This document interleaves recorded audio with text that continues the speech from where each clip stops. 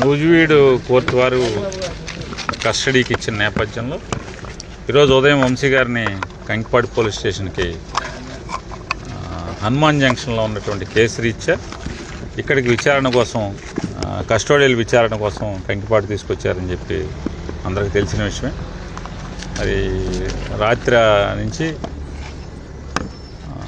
శ్వాస అందక ఇబ్బంది పడుతుంటే హాస్పిటల్ తీసుకొచ్చారని టీవీల్లో చూసి, టీవీలో అన్నింటిలో కూడా వంశీకి అస్వస్థతగా ఉంది, కంకిపాడు హాస్పిటల్కి షిఫ్ట్ చేశారు పోలీస్ స్టేషన్కి అని చెప్పి టీవీలో వస్తుంది.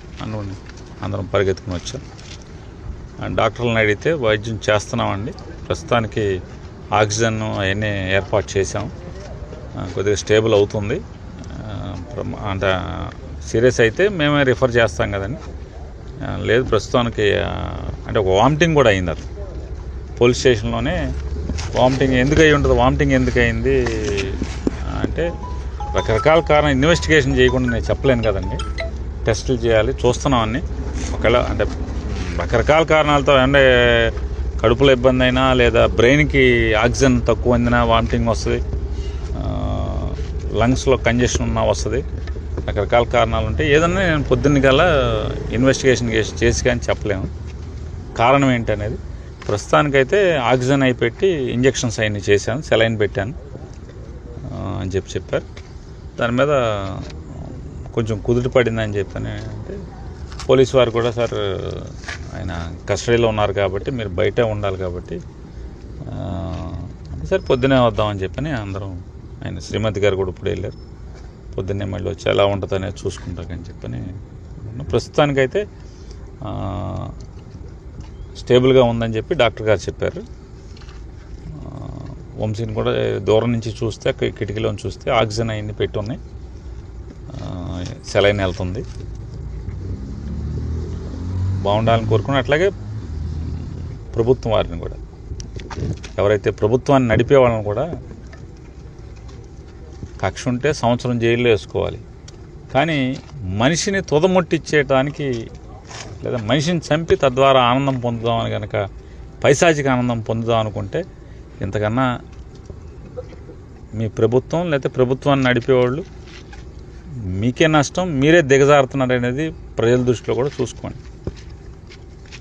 అంటే కేసు మీద కేసు, కేసు మీద కేసు, కేసు మీద కేసు, తప్పుడు కేసులు కొత్తగా తయారు చేసి మామూలు ఇంట్లో గబాలను అనుకోకుండా చుట్టాలు వస్తే అప్పుడప్పుడు అన్నీ తెచ్చి ఉప్మా వండినట్టుగా తప్పుడు కేసులు, మనం ఉప్మా వండినంత సులువుగా తప్పుడు కేసులు ఎఫ్ఐఆర్లు సృష్టించి కేసుల మీద కేసులు పెడుతున్నారు. కానీ ఆరోగ్యం బాగోనప్పుడు ఏ హాస్పిటల్కి వెళ్తే హాస్పిటల్లో బాగోపోయినా కూడా బాగుందని రాయించటం, ఇట్లా కస్టోడియల్ విచారణ అని పేరుతో ఈ రకంగా ఇట్లా చేయటం ఏముంది. కస్టోడియల్ విచారణ 2000 తెలుగుదేశం ప్రభుత్వంలో తప్పు చేశాడంట, అప్పుడేమో సమ్మగా ఉంది చంద్రబాబు నాయుడికి, లోకేష్కి, ఇప్పుడేమో దాని మీద పగలు తీసేయాలంటున్నారు. ఏది పాత చంద్రబాబు నాయుడు ప్రభుత్వంలో తప్పులు చేశాడంట, ఇప్పుడు పగలు తీస్తారంట, అప్పుడేమో సమ్మగా ఉంది మా ఆలేపు ఉంటే. ఇట్లాంటివన్నీ తప్పుడు కేసులతో విచారణ చేసి ఇది ప్రజలు హర్షించరు. ప్రజలు మంచిగా పరిపాలించండిరా బాబు అంటే వేసిన ఓటు ఎంతమంది వేల మంది వైఎస్ఆర్ కాంగ్రెస్ పార్టీ కార్యకర్తలను కొట్టడం, నడవలేకుండా చేయటం, ఏంది పోలీసు ఎవడు కొట్టమంటే ఆడు కొట్టే స్థితికి వచ్చి తెచ్చారు మీరు. రేపైనా ఇట్టాగా ఉంటుంది అంటే జిల్లా హాస్పిటల్కి బెటర్. అంటే రేపు డాక్టర్ గారు కూడా రేపు కండిషన్స్ ఇన్వెస్టిగేషన్ చేసి ఆ రోజు అంటే రేపు ఉదయానికి ఆరోగ్య పరిస్థితిని బట్టి ఏం చేయాలి, ముందైతే ఇబ్బందికర పరిస్థితి నుంచి నిలబెట్టామని చెప్పి డాక్టర్ గారు చెప్పారు.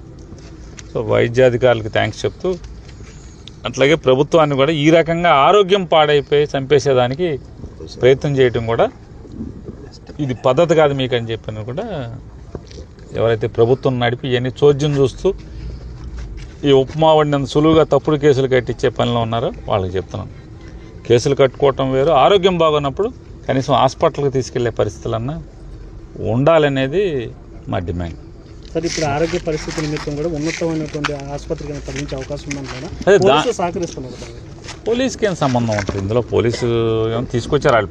ఇప్పుడు ఆ పోలీస్ స్టేషన్లో వాంతి అయి పడిపోగానే తీసుకొచ్చారు కదా. కాబట్టి పోలీసుని మనం ఇప్పుడేం తప్పుపడతాం? కంకిపాడు పోలీసులని తీసుకొచ్చి ఇక్కడ హాస్పిటల్కి తీసుకొచ్చారు. ఇక్కడ ఎవరో ఆయన రాజేష్ అని ఎవరు ఆయన పోస్ట్ గ్రాడ్యుయేషన్ చేస్తున్నటువంటి డాక్టర్ ఉన్నారు. ఆయన ఇమీడియట్గా చెప్తున్నట్టు రెస్పాండ్ అయ్యాను సార్, నేను ఆక్సిజన్ సఫిషియెంట్గా పెట్టాను, బాగానే తీసుకుంటున్నారు ఆయన. సో పారామీటర్స్ అన్నీ కూడా మెల్లగా స్టేబుల్ అవుతున్నాయి, సెలైన్ పెట్టాను, దానికి కావాల్సిన మందులన్నీ కూడా పెట్టాను అని చెప్తున్నాడు. పడిన తర్వాత ఇప్పుడు కొద్దిగా మెల్లగా ఇంప్రూవ్ అవుతుంది. మళ్ళీ చూస్తానండి. నేనైతే నాకు ఈ కేసులు ఈ కక్షలు మాకెందుకు ఉంటాయి సార్? మాకేం అవసరం? నేనైతే వంశీ గారిని శుభ్రం చేయటాకే ప్రయత్నం చేస్తున్నాను, నా శాయశక్తిలో ప్రయత్నం చేస్తున్నాను. ప్రస్తుతానికి స్టేబుల్గా ఉన్నాడని చెప్తున్నాను.